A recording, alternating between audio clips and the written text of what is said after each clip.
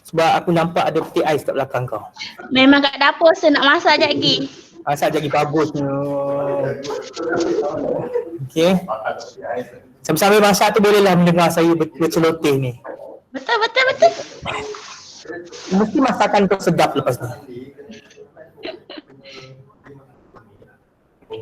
Dah, aku record ni. Okey. So, perkembangan emosi kita akan bincang sedikit pada hari ini. Menurut Goldman, dalam tahun 1998, bukunya Emotional Intelligence, dia mengatakan bahawa 80% kejayaan manusia itu terletak pada EQ, bukan IQ. IQ ni, untuk pemikiran ni, hanya 20% saja. Okey, jadi sebagai seorang guru anda seharusnya memperkembangkan juga emosi kanak-kanak. Sebab kalau kita lihat daripada segi domain perkembangan, perkembangan kanak-kanak dalam falsafah pendidikan negara,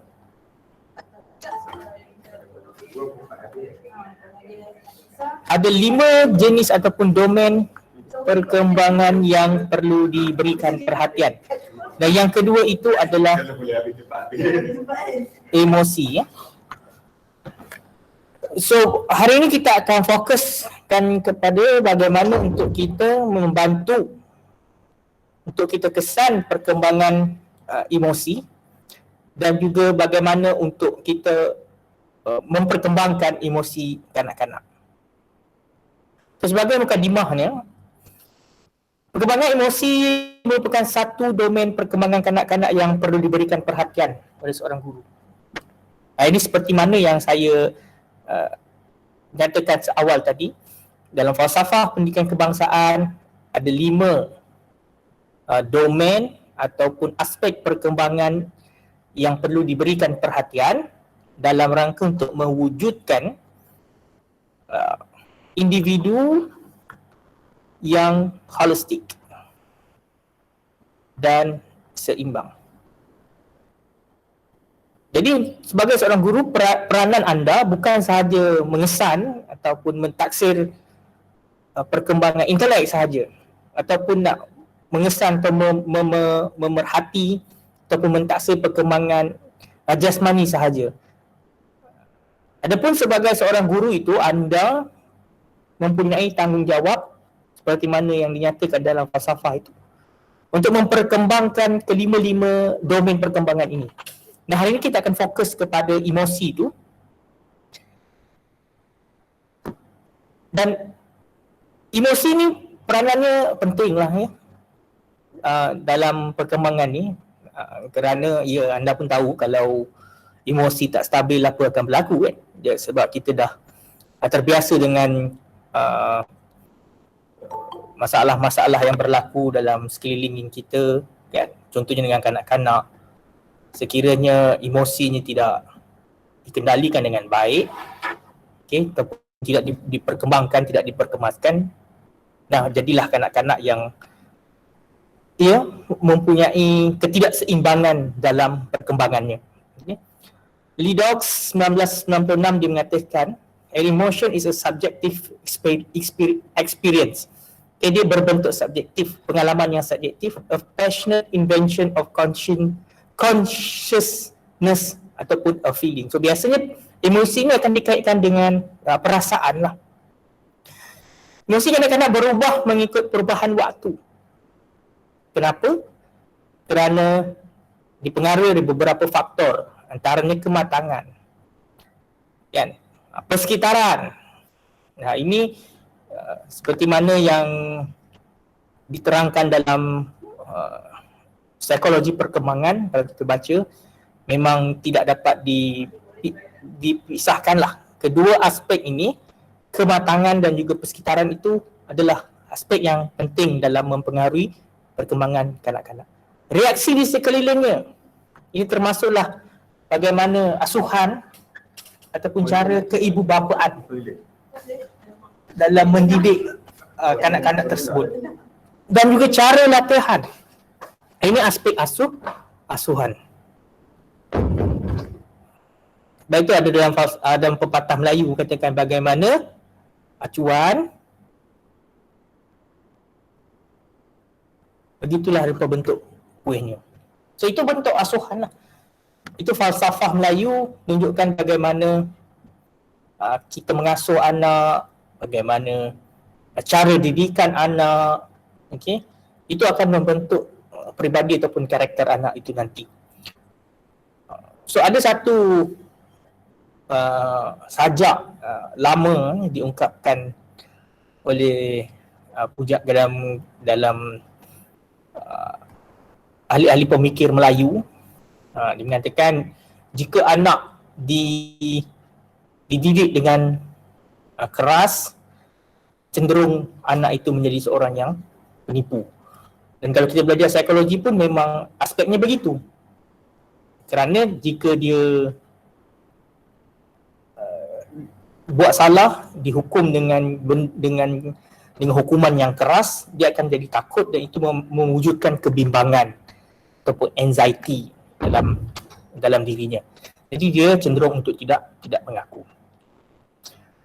Oleh sebab itu, membantu mengoptimalkan perkembangan holistik kanak-kanak, guru harus peka perkembangan emosi. So jangan kita fokus kepada kognitif, sosial, jasmani semata-mata, tetapi perkembangan emosi kanak-kanak itu juga harus diberikan perhatian.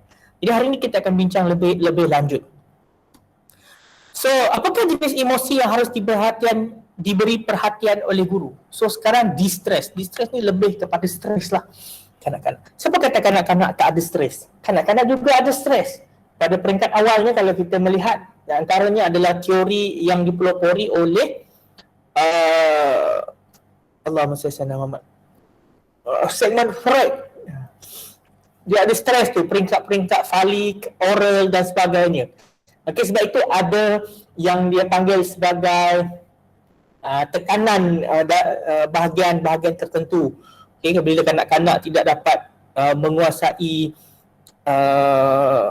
ususnya dan dia akan rasa stres, dia akan tantrum dan sebagainya. Okey. So marah, kanak-kanak juga boleh marah. Okey, jangan kata dia kena marah. Kanak-kanak juga boleh marah. Takut. Kanak-kanak cenderung takut dan biasanya kanak-kanak ni takut apa? Takut apa yang dia ditakutkan. Kan? Macam orang Melayu ditakutkan dengan momok misalnya. Okey, hantu. Okey. So dalam masyarakat barat juga begitu. Okey, ada banyak perkara-perkara yang ditakutkan dan sebagainya. Tapi bila kita tengok zombie, kanak-kanak takut tak? Tak. Kerana dia fikir dia boleh jadi hero bila berlakunya zombie. Ini peranan media pula lah. Sedih, kanak-kanak menjadi ada juga kadar rasa sedih dan sebagainya. Terkejut, kanak-kanak surprise. Minat. Ini emosi, 8 emosi yang diterangkan dalam Genius Betty dalam bukunya. Kasih sayang dan juga gembira. Jadi ini adalah emosi-emosi yang perlu diberikan perhatian guru dalam diri kanak-kanak. Kita lihat satu-satu. So, bagaimana membantu kanak-kanak uruskan emosi mereka? Yang pertama, tangani punca emosi tersebut. Contoh kalau dia marah. Sebab apa dia marah? Okay, jadi kita tangani punca emosi yang menyebabkan emosi tersebut. Okay? Beri peluang kepada kanak-kanak meluahkan perasaan negatif mereka melalui tangisan. Biarkan kanak-kanak menangis dan bercakap dan tingkah laku yang non-destruktif. Non-destruktif ni tingkah laku yang bukan merosakkan. Okay, seperti kalau marah ditumbuk dinding, itu tak boleh. Okay, tak boleh biasakan. Okay? Tapi kalau dia marah, dia melukis, itu tak ada masalah. Okay? So berikan sokongan, keselesaan dan idea untuk kawalankan diri. Kita support. So kita sentiasa menyokong, okay, dan kita bagi idea kat dia.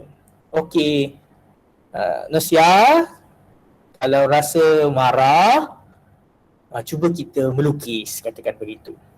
Jadi kita sokong dia marah. Memang orang kena marah ni kita kena, dia kalau orang marah kan, kalau kita cakap sabarlah, dia takkan sabar. Jadi pendengar yang baik tu kena belajarlah. Sebab apa? Bagaimana untuk kita bagi sokongan. Okey. Tunjukkan tingkah laku yang boleh dikawal. Okey, contoh macam kita marah. Apa yang kita buat. Jadi kita kena tunjukkan tingkah laku tersebut. Dan beri peluang kanak-kanak meluahkan perasaan negatif dengan cara yang sopan. Nyanyi ke, teriak ke dekat tepi pantai dan sebagainya. Okey. So kita tengok senarai semak perkembangan emosi kanak-kanak. So yang pertama, ni senarai semak perkembangan dia, kita lihat. Gunakan checklist ni untuk kita mengesan perkembangan kanak-kanak. So kanak-kanak yang mempunyai emosi yang baik, melepaskan perasaan tekanan dengan cara yang sesuai. Okay, kita lihat kanak-kanak. Dia tertekan. Dia tertekan. Dan dia melepaskan tekanan itu dengan cara yang sesuai, appropriate manner. Contohnya dia menyanyi ke, atau kalau kita tengok dia stres, dia akan main Lego ke, dia akan menari ke. That is appropriate manner lah. Ataupun mengaji ke, berzikir ke, that is very appropriate manner lah. Okay. Adapun kalau kita lihat dia stres dan kita kesan dia memang dia stres waktu tu, dan bagaimana dia melepaskan tekanan tu? Mungkin dia pergi koyak buku. So ada pangkah tidak lah. Okay. Ataupun bila kita tengok dia itu, kita tengok waktu tu dia stres, dia pergi kacau kawan. So that is not appropriate manner lah. Kita pangkah lah. Okay. So di sini akan ada kotak lah. Ya atau tidak. Okay. So kita tengok dia, katalah Norsiah waktu tu, dia stres. Dia stres, kita tengok dia pergi kacau kawan. So adakah itu tingkah laku yang cara dia melepaskan dengan cara yang sesuai? Jawapannya tidak. Okay, buktinya apa? Dia mengganggu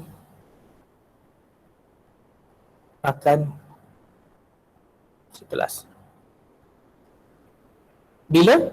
21 hari bulan 12 20 jam 10 AM. So ini cara kita mengesan yang pertama. Okay. Tetapi bila kita lihat pula, melepaskan dengan cara yang sesuai. Ini orang lain pula. Siapa tadi yang masak tadi tu? Siapa nama dia?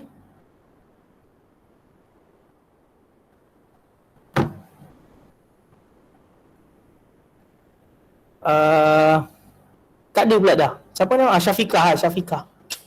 Okay, Syafiqah. So bila kita tengok dia stres, kanak-kanak kita nak okay, dia stres, dia masak. Betul. Dia masak. Okay, itu adalah cara melepas tekanan yang baik ke tak? Baik. Okay, kita tambah dia. Buktinya apa? Buktinya Syafiqah memasak. Masak apabila Stres.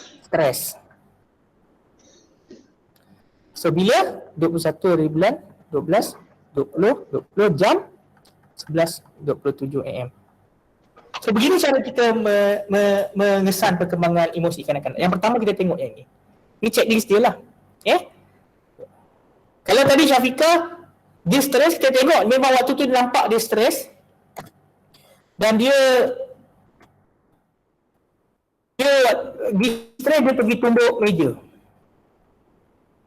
So adakah itu melepaskan perasaan dengan tingkah laku yang sesuai, ya atau tidak? Tidak. So apa buktinya? Dia menumbuk meja. Syafiqah menumbuk sambal belacan. semasa kelas Cik Azli.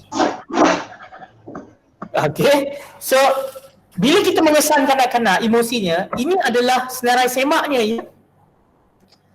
Okay, nanti awak kena buat orang lah kalau awak nak gunakan senarai semak ini dalam mengesan perkembangan kanak-kanak, ya atau tidak. Dan mesti ada bukti. Kita tak boleh tik-tik je begitu ya. Okay, bukti itu dalam bentuk anekdot lah, catatan peristiwa. Faham tak maksud saya di sini, cikgu-cikgu?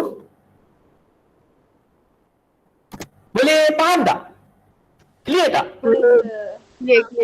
Maksudnya bila kita melihat sesuatu perkara itu, senarai semak, ya atau tidak, ini mesti ada evidence. Evidence itu dalam bentuk rekod anekdot. Kan rekod anekdot macam yang awak tahulah. Rekod anekdot adalah catatan peristiwa. Jadi kita melihat aspek tersebut dan kita membuat pemerhatian ke atasnya, dan evidence itu perlu ada. Evidence dalam bentuk apa? Sama ada dalam bentuk senarai semak, evidence sama ada dalam bentuk lembaran kerja ataupun catatan peristiwa. Dia mengikut kepada aspek yang kita lihat. Kalau kita nak melihat, contohnya sekarang emosi kan. Emosi sudah tentunya adalah peristiwa. Betul ya? Peristiwa. Jadi apabila kita nak mengesan perkembangan menggunakan senarai semak, evidence kita mesti rekod anekdot, iaitu catatan peristiwa berkenaan dengan aspek yang kita nak lihat. Tapi kalau kita nak melihat perkembangan menulis, katakan, evidence kita mestilah dalam bentuk hasil kerja. Betul tak? Ataupun lembaran kerja. Sebab apa? Sebab bukti itu dia tidak boleh dalam bentuk bercerita pula kat situ. Tak boleh, sebab menulis ini adalah projek, hasil kerja. Jadi apa yang perlu dievidenkan ataupun apa yang perlu dilampirkan dalam borang itu mestilah hasil kerja kanak-kanak. Kalau emosi tak apa, emosi ianya peristiwa. Okey, peristiwa kita gunakan rekod anekdot dalam evidence-nya. Okey, saya harap jelas yang itu. Yang kedua, senarai semak perkembangan kanak-kanak, mengekspresikan marah dalam perkataan bukan dalam tingkah laku negatif. Okey, kita tengok. Kita ambil lagi Syafiqah tadi, contoh anak murid kita ya. Ya, tidak. Evidence ni bukti ya. Mengekspresikan marah dalam perkataan bukan dengan tingkah laku. Dia marah. So dia ekspresikan, dia tunjukkan, dia luahkan rasa marahnya itu dengan tingkah laku mematahkan bunga-bunga kat luar. Okay, kita tengok waktu tu dia main dengan Nosia, dia bergaduh, waktu dia marah tu, dia menjerit kejap, lepas tu dia keluar, dia pergi patah bunga kat luar. So untuk aspek yang kedua ni, item yang kedua ni, kita nak tanda ya ataupun tidak. Tidak. Tidak. Kenapa? Sebab Apa mestinya? Kita nak tulis apa kat sini? Syafiqah. Sekejap, hilang sekejap. Foto pokok rasa ni tak silap. Okey, dia mematahkan Pokok bunga di luar. Tapi luar kelas lah. Tapi bila lu tulis rekod anekdot dah tahu kan caranya kan, kena ceritakan lah. Pada ni Syafiqah dan ni bermain dan Syafiqah marah hari ni. So evidence bila tu berlaku? Kena tulis tarikhnya. Jam berapa berlaku? 11.32 AM. Okay? Dia merasakan dengan perkataan bukan dengan tingkah laku. Okay, very good. Korang faham dah? Good. Okay. Untuk yang kedua pula.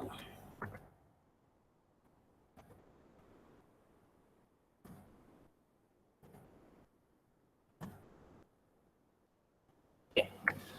Untuk cerita yang kedua, ya, tidak ya. Ya. Balqis pula lah, Balqis. Dia main-main dengan Syafiqah. Syafiqah dia pergi usik si Balqis ni. Balqis ni pun dia marah. Dia marah, dia cakap, Syafiqah, tak baiklah cakap macam tu. Kita kena cakap yang baik-baik dengan nada yang marah. Dia express marah dengan nada yang marah. Awak boleh minta maaf kat dia, tak boleh macam tu. Okay, kita pun lihat mengekspresi marah dalam perkataan, bukan dengan tingkah laku. Ya ataupun tidak, si Balqis tadi. Tidak. Tidak? Ya, ya. Dengar, cerita dia gini. Balqis dengan Syafiqah, dia pada main. Okay, main. Tapi Syafiqah ni macam, dia katalah dekat kawan si Balqis ni, Nosia. Nosia, hidung pesek. Nosia, hidung pesek. Balqis marah. Marah. Dia cakap dekat Syafiqah. Syafiqah, kau tak baik lah cakap macam tu. Dia kata, semua hidung Allah cipta baik. Tak ada hidung yang pesek, hidung tak cantik dan sebagainya. Kau kena minta maaf dekat Siah. Dia marah tu. Okay? So sebagai seorang guru, awak melihat, adakah Balqis mengekspreskan marah dalam perkataan bukan dengan tingkah laku negatif? Ya. Dia Ya. mengekspresikan perkataan. Balqis memarahi Syafiqah. Kena masukkan ayat dia. Syafiqah, Han tak elok lah cakap macam tu. Kena masukkan lah apa yang dia cakap tu Baik. Bla bla bla bla bla bla bla bla. Faham. Awak pun dah faham. Jadi kesimpulannya begini. Apabila kita melihat nak membuat pemerhatian berdasarkan senarai semak, evidence itu perlu lengkap lah. Perlu lengkap. Bertenang apabila situasi yang sukar atau berbahaya. Contohnya nak situasi yang sukar, ada ular masuk dalam kelas. Dia relax, sabar, kita telepon hamba. Dia yang masuk, ya. Mengatasi kesedihan dengan cara yang betul. Dia sedih, dia pergi melukis, dia pergi berzikir dan sebagainya. Dapat mengawal situasi yang mengejutkan, surprising situation, yang mengejutkan dia. Menunjukkan rasa suka, kasih sayang, cinta terhadap orang lain. Menunjukkan minat dan perhatian dalam bilik darjah. Maksudnya di sini adalah bila guru-guru itu membuat aktiviti, dia menunjukkan minat dan dia memberikan perhatian. Cikgu cakap dengan siapa? Kita buat kelas. Jadi sebagai seorang guru, awak kena buat checklist lah. Semua ini dia kena ada 2 kotak lah. Ya ataupun tidak. So bila kita melihat perkara itu, kita kena tick di mana dan perlu ada evidence. Evidence ini dalam bentuk apa? Seperti saya katakan tadi, anekdot, hasil kerja dan sebagainya. Makan. Dan sentiasa senyum dalam keadaan gembira. So kita tengok kanak-kanak ni sentiasa senyum dan gembira dalam keadaan. Dia senyum je kan. Tapi susah juga kalau orang selalu senyum ni macam orang sewel pula kan. Kita marah pun dia senyum je kan. Dia tinggal dalam toilet pun dia senyum je. Tu something wrong jugalah tu. So ini adalah checklist perkembangan kanak-kanak, tapi daripada segi emosi je. So nanti bila awak nak gunakan senarai semak ini, awak kena letak 2 kotak lah. Ya ataupun tidak. So sekiranya nampak tingkah laku itu, tick lah mana sama ada ya atau tidak dan perlu dinyatakan evidennya. Apa buktinya. Video boleh tak sebagai evidence? Boleh, lagi bagus sebab dia lebih clear. Adapun kalau kita tak boleh nak masukkan dalam, kalau kita gunakan report card kan, takkan kita nak masukkan video dalam evidence tersebut. Memang tak boleh lah sebab benda tu hard copy. Jadi kita gunakan record anecdote. So far sekarang lepas setakat ni boleh faham? Boleh sir, faham dan jelas. Dan jelas dan mantap begitu kan. So kita tengok, kalau kanak-kanak tidak boleh melepaskan tekanan dengan cara yang sesuai, apa yang guru perlu buat adalah biarkan kanak-kanak memeluk anak patung ataupun mana. So bagi dia, kalau dia ada anak patung, biasanya kalau tadika ataupun taska, dia akan bawa anak patung dia. So dia akan rasa selamat dengan patung dia itu. So bila dia stres dan sebagainya, dia akan peluk lah macam korang lah kan. Betul-betul ada anak patung, ada teddy bear dan sebagainya. So kalau rasa sedih ke apa, mesti peluk patung tu. So apatah lagi kanak-kanak. Gunakan alatan yang boleh memberikan ketenangan. Gunakan alatan, contohnya kalau kanak-kanak dia rasa stres, kita bacakan cerita. Okay? Ataupun ada alat-alat yang stres dia tahu tak, macam slime tu. Tak, yang macam ingus tu. Yang slime tu. Tahu kan slime kan? Stress reliever dia panggil. Kalau kita stres kita pegang benda tu, kita picit. So stres kita akan jadi kurang. So sama juga dengan kanak-kanak. So buku cerita paling penting, paling seronok. Bila kanak-kanak rasa stres dan sebagainya, bacakan cerita yang sesuai. Okey, jangan kita baca, dia stres, kita duk baca buku 7 hari mencintaimu, makinlah dia stres kan. Jadi kenalah baca buku yang bersesuaian dengan situasinya pada ketika itu. Dan biarkan kanak-kanak menangis. Kalau dia stres, ada kanak-kanak dia menangis tu sebab dia stres. So biarkan dia menangis. Kebanyakan parents di Malaysia ni, okay, lagi-lagi orang kampung, anak dia menangis, dia suruh diam. Dan padahal itu adalah salah satu cara untuk kanak-kanak itu melepaskan tekanannya. Tetapi perlu dikawal lah. Kalau dah sampai dia menangis macam kena sawan ke apa, kena tenangkan lah. Okay? Jadi biarkan kanak-kanak itu menangis, tetapi yang penting perlu dikawal. Bantu kanak-kanak suarakan tidak keselesaan. Kalau tak selesa, kena suarakan. Jangan diam-diam. Okay? So checklist yang kedua, marah. Apa yang cikgu perlu buat adalah yang pertama, cerita. Memang bercerita adalah satu aspek yang penting lah dalam membantu emosi kanak-kanak. Bercerita tentang emosi. So dia ada satu yang kita panggil sebagai biblioterapi. Terapi untuk sedih dan sebagainya. So untuk meningkatkan perasaan kesenangan dalam diri. Gunakan alatan yang boleh memberikan ketenangan. Mengarahkan tindakan agresif dengan tindakan aktiviti yang menenangkan. Kalau dia marah, suruh dia melukis ke, suruh dia berkebun ke dan sebagainya. Tenangkan anak di pangkuan, pangku dia, usap kepala dia. Usap tau, bukan sekih. Dan kalau sekih makin dia marah pula. Belikan alatan yang permainan yang sesuai. Contohnya anak patung, alatan yang selamat. Jangan kanak-kanak marah kita bagi pedang. Jangan macam gitulah. So jadi makin teruklah kanak tu nanti jadinya. Tak banyak lagi slide ni, sikit je.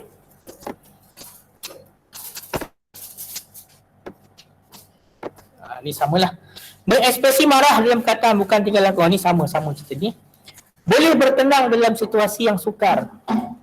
Hilangkan punca ketakutan kanak-kanak. Ini yang biasa berlaku lah. Kanak-kanak ni sering ditakut-takutkan.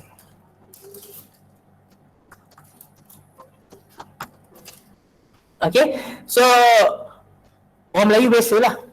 Apa perkara yang biasa ditakut-takutkan kepada kanak-kanak? Yang pertama, momok. So sampai ketua, Datuk Bangka takut juga dengan momok. Nasib baik orang tua-tua dulu dia tak takutkan kita dengan seluar dalam kan. Kalau takutkan saya sampai ketua, kita tak pakai seluar dalam. Kau boleh main kau dalam tu, ada seluar dalam tu. Jadi sampai ketua kita tak pakai seluar dalam. Jadi so kalau sekali takutkan momok. So sebenarnya adalah perkara yang tidak bagus apabila kita menakut-nakutkan kanak-kanak. Beri sokongan dan keselesaan. Benarkan kanak-kanak untuk menangis sama je. Ubah tumpuan kanak-kanak dengan sama juga dan libatkan aktiviti dengan kanak-kanak bantu orang lain. Membantu orang lain akan bagi kita sedar kan kesusahan. Ini adalah yang kita panggil sebagai sifat empati. Jadi itulah kepentingannya. Mengatasi kesedihan dengan cara yang sesuai. Ada yang nak masuk tadi? Sekejap. Tak ada. Tak ada. Mengganasi kesedihan dengan cara yang sesuai. Tunjukkan rasa simpati, sediakan ruang dan luahan perasaan, ada dia meluahkan perasaan. Berikan kanak-kanak itu masa, bercakap dengan kanak-kanak secara individu. Ni orang putih selalu buat ya. Okay, dia selalu cakap dengan kanak-kanak, dengan anak-anak dia. Dia buat macam kawan-kawan anak-anak dia. Okay, dan bacakan buku cerita yang sesuai. Membaca buku cerita adalah satu perkara yang sangat-sangat menyenangkan kanak-kanak. Okay, sebab kanak-kanak memang suka dengan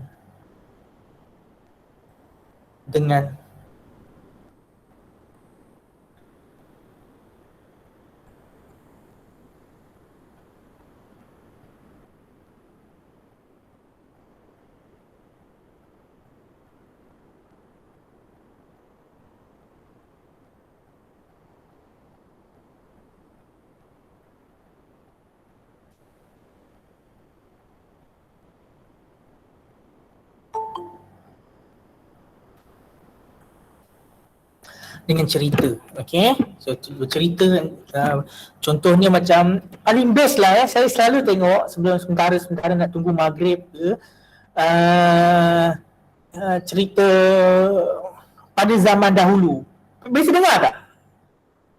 Pada zaman dahulu. Biasa Omar dan Hanai. Ya, Omar dan Hana bukanlah. Omar dan Hana ke? Bukan. Pada zaman dahulu tu, dia bercerita, saya suka pada zaman dahulu sebab dia mengaitkan dengan masyarakat lokal. Ceritanya itu cerita rakyat. Okay? Dan dia menerangkan falsafah Melayu. Contohnya, orang tamak selalu rugi. Abang dia ataupun adik dia tu ada sketsa, contohnya bergaduh, dia bersatu teguh, bercerai roboh. Jadi dia menerangkan falsafah Melayu dan diceritakan. Kan? Inilah pada zaman dahulu. Maksudnya di situ adalah wujud satu situasi, okey, dan situasi itu ada falsafahnya dan falsafah itu diterangkan dalam bentuk cerita. That was very brilliant idea. Saya sangat suka. Okay? Sebab tu saya suka tengok cerita pada zaman dahulu tu. Okay, kita tengok kanak-kanak dalam bilik darjah. Ada orang call pula. Hello Di, aku tengah kelas. Okay. Kenapa?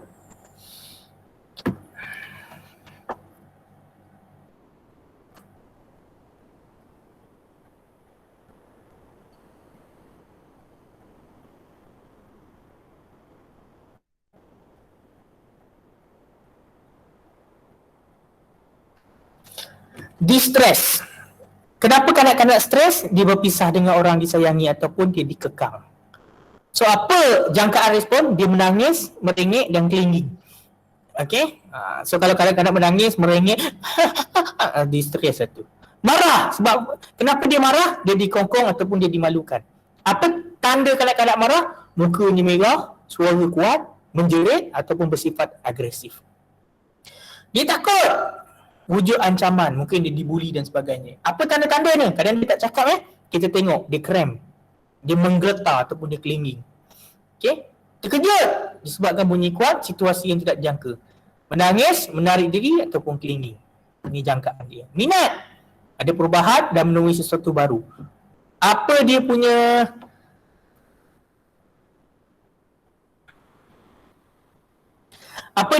jangkaan? Dia tercari-cari, dia meneroka dan mata mula terbeliak. Dan kasih sayang, adanya kasih sayang terhadap kanak-kanak, dia duduk diri, dia duduk dan sebagainya, gembira, ni tanda-tanda dia. Slide ni saya dah kongsikan dalam grup. Okay. Cuba tengok aktiviti ni, kita tengok kita buat sama-sama Sheila dapat menjalinkan hubungan mesra dengan gurunya. Bagaimanapun, dia dilihat seperti tidak selesa dengan kanak-kanak yang lain. Dia tidak bermain dengan yang lain dan akan bergegas lari ke arah gurunya sekiranya berlaku sesuatu perkara yang mengecewakannya. Dia juga kelihatan tidak gembira dan tidak senyum. Kemungkinan Sheila tidak menunjukkan rasa gembiranya kerana dia merasakan tidak selesa dengan kanak-kanak yang yang lain.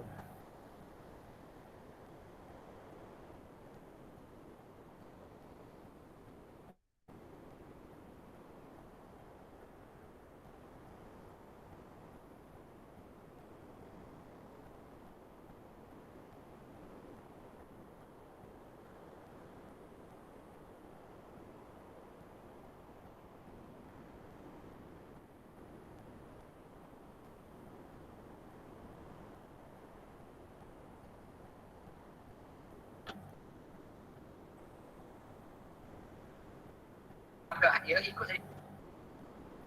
Lengkapkan jadual di ruang jawapan bagi persamaan 11 tolak X tolak 2 X. Okey, ini orang buta pun tahu jawapan ya. Ini mana untuk pertama ni? Ikut persamaan ini cuma Okey. Baca boleh baca yang ni kita tengok seterusnya. Melepaskan ni tak apalah kita dah buat tadi. So setakat ini inilah yang kita panggil sebagai perkembangan emosi kanak-kanak. So bila kita memerhati, kita tengok senarai semak yang saya kongsikan tadi dan perlu ada evidence. Kita tak boleh main ya tidak je. Ia perlu dinyatakan evidence. Okey, sebab apa evidence ini? Sebab evidence itu sendiri bermaksud bukti. Okey, bukti itu menunjukkan kita buat pemerhatian. Jadi kalau tanya saya, sir, apakah evidence yang baik, yang paling baik untuk dilampirkan semasa kita mengesan ataupun memerhati perkembangan emosi kanak-kanak? Evidence yang paling baik bagi saya adalah record anecdote. Sebab apa? Sebab emosi kanak-kanak adalah kadang-kadang dia benda tidak dijangka kan. Dia akan keluar dengan sendirinya. Dan apabila dia keluar dengan sendirinya, ia adalah bentuk peristiwa yang penting. Okay? Jadi peristiwa yang penting perlu kita catat. Boleh tak saya lampirkan video sah? Boleh. Tetapi kalaulah borang itu dalam bentuk hard copy, macam mana awak nak masukkan evidence video? Jadi bagaimana? Kita record anecdote-kan dia. Kita anecdote-kan. Anecdote tu apa? Anecdote itu adalah satu bentuk catatan peristiwa. Okay, catatan peristiwa. Okay, kita menulis balik peristiwa itu dalam bentuk catatan. Okay. Macam mana kita nak melihat perkembangan emosi kanak-kanak? Kita gunakan senarai semak yang telah ada tadi, yang saya dah kongsikan. Tak mana dah dapat? Dah ada dekat e-learning. Ambil saja. Okey? Setakat ni boleh faham ya cikgu-cikgu semua? Boleh. Alhamdulillah. Syafiqah dah siap masak dah? Belum, baru nak start masak. Oh, nak start masak. Masak apa hari ni? Asam pedas. Asam pedas. Ya Allah, sedapnya. Asam pedas apa? Ikan kembung. Ikan kembung. Sedapnya. Anis, okey Anis? Boleh Anis?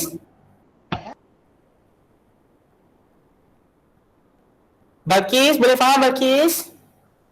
Boleh sir. Alhamdulillah. Balkis pelajar yang committed ya, dia dah tunjuk dah assignment dia. Good. Okey. Yang lain saya harap boleh faham. Kecil kelah ni kan Balkis, kecil. Ya betul sir. Mana kecil ni? Saya rindu kecil. Kecil, mana awak kecil? Nama dia Syafiqah Nasir sir. Syafiqah? Nasir. Kecil. Awak dah belagak dengan saya sekarang kecil Aku pijak leher kau. Sihat kecil?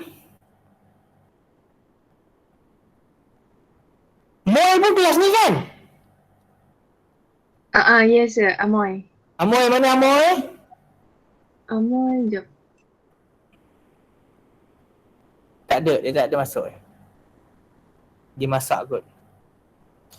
Okay, saya kira itu sahajalah untuk hari ini. Saya mohon maaf hari ini ada live pecutan SPM dan saya adalah pengurus projek. Jadi staff saya ada masalah, mereka tak boleh selesaikan masalah itu, jadi saya kena turun. Okay, jadi saya kena korbankan sedikit lah korang. Jadi tak apa, hari ini saya anggap semua hadir. Recording saya akan masukkan insyaAllah dalam YouTube saya. Okay, nanti kita akan tengok balik lah bagaimana untuk kita menyelesaikan masalah tersebut. Jadi kalau tak ada apa-apa lagi, saya kira itu saja. Terima kasih. Sir, saya nak tanya. Boleh Syafiqah, tanya apa? Yang tajuk ilmiah tu apa nak kena buat? Penulisan tu yang saya kata yang Syafiq dengan Kyle tu. Yang kena hantar minggu ke-7 tu kan? Ya. Right. Okey. Terima kasih. Sama. Ada lagi? Saya kira tak adalah Jadi kita jumpa lagi insyaAllah dalam minggu depan. Saya mohon maaf. Okey, kalau ada apa-apa persoalan boleh WhatsApp saya terus Sekian, wabillahi taufiq wa hidayah. Assalamualaikum warahmatullahi wabarakatuh. Bye semua. Terima kasih, sir. Sama-sama.